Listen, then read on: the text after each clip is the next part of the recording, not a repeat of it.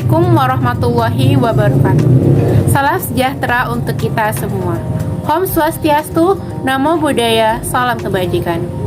Yang terhormat Ibu Dr. Dwi Hasmitiani, Magister Sains, dan Ibu Edutivia Mardetini, Sarjana Pendidikan Magister Akuntansi, selaku dosen pengampu mata kuliah belajar dan pembelajaran. Dan teman-teman seperjuangan yang saya banggakan. Pada video pembelajaran kali ini, kami dari kelompok 4 ingin mempresentasikan hasil diskusi kami mengenai konsep pendekatan pembelajaran.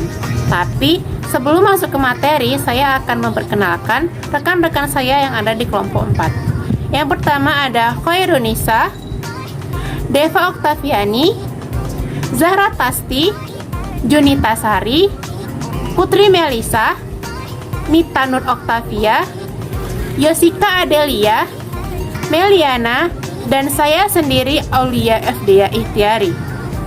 Sebelum itu, apakah kalian sudah tahu apa yang dimaksud dengan konsep pendekatan pembelajaran? Lalu, apa saja sih jenis dan perannya? Untuk memperdalami dan mengetahui apa yang dimaksud dengan konsep pendekatan pembelajaran, yuk simak video berikut ini. Baiklah, di sini saya akan menjelaskan apa sih pendekatan pembelajaran itu. Pendekatan pembelajaran dapat diartikan sebagai titik tolak atau sudut pandang kita terhadap proses pembelajaran yang merujuk pada pandangan tentang terjadinya suatu proses yang sifatnya masih sangat umum.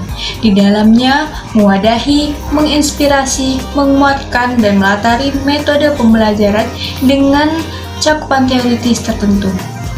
Lalu terdapat dua pendapat menurut para ahli tentang pengertian pendekatan pembelajaran. Yang pertama menurut Gulo. Pendekatan pembelajaran menurut Gulo adalah sudut pandang kita dalam memandang seluruh masalah yang ada dalam kegiatan belajar mengajar atau pembelajaran. Yang kedua menurut Sanjaya. Menurut Sanjaya, ia berpendapat bahwa pendekatan pembelajaran dapat diartikan sebagai titik tolak atau sudut pandang kita terhadap proses pembelajaran. Peran pendekatan dalam pembelajaran. Ada 5 peran pendekatan dalam pembelajaran, yaitu 1.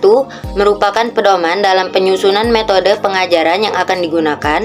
2. Sebagai garis rujukan proses pelaksanaan belajar mengajar. 3. Sebagai tolak ukur penilaian dalam proses belajar mengajar yang telah dilaksanakan. 4. Sebagai aspek pendiagnosis masalah pembelajaran yang timbul. 5. Merupakan titik untuk melakukan penelitian dan pengembangan proses pembelajaran. Baiklah, selanjutnya saya akan menjelaskan jenis-jenis pendekatan dalam pembelajaran. Yang pertama, pendekatan pembelajaran yang berorientasi atau berpusat pada guru. Yang kedua, pendekatan pembelajaran yang berorientasi atau berpusat pada siswa. Selanjutnya, pendekatan ekspositori. Pendekatan ini menekankan pada penyampaian informasi yang disampaikan sumber belajar kepada warga belajar. Melalui pendekatan ini, sumber belajar dapat menyampaikan materi sampai tuntas. Kemudian yang kedua, pendekatan inquiry. Istilah inquiry mempunyai kesamaan konsep dengan istilah lain seperti discovery, problem solving, dan reflective thinking. Semua istilah ini sama dalam penerapannya, yaitu berusaha untuk memberikan kesempatan kepada warga belajar untuk dapat belajar melalui kegiatan pengajuan berbagai permasalahan secara sistematis, sehingga dalam pembelajaran lebih berpusat pada keaktifan warga belajar. Terima kasih. Strategi pembelajaran. Ada berbagai macam strategi pembelajaran yang diterapkan untuk membuat siswa sukses selama belajar. Berikut beberapa macam strategi dalam pembelajaran yang sering digunakan. Yang pertama, metode simulasi. Metode ini berupa sebuah tiruan yang bisa dicontoh oleh siswa. Tiruan ini diperagakan oleh pendidik supaya siswa dapat memahami konsep tiruan yang diajarkan oleh pendidik. Manfaat dari metode ini adalah meningkatkan semangat siswa agar tidak bosan dengan metode yang sama setiap saat. Yang kedua, metode diskusi. Metode ini umumnya diberikan kepada siswa berupa sebuah masalah. Diskusi dengan teman-teman membuat siswa dapat menemukan hasil dan solusi dari masalah yang diberikan. Metode ini bisa meningkatkan kerja otak siswa dalam berpikir dan memberikan pendapat. Baiklah, strategi pembelajaran selanjutnya yaitu metode demonstrasi. Metode ini salah satu strategi pembelajaran yang umum dilakukan di beberapa tempat. Demonstrasi dilakukan supaya siswa dapat melatih konsentrasi dalam mendengar, menghormati orang berbicara, dan memudahkan siswa dalam mengerti materi. Hal ini karena setiap materi dijelaskan dengan detail oleh pendidik. Pendekatan pembelajaran adalah titik tolak atau sudut pandang kita terhadap proses pembelajaran yang merujuk pada pandangan tentang terjadinya suatu proses yang sifatnya masih sangat umum.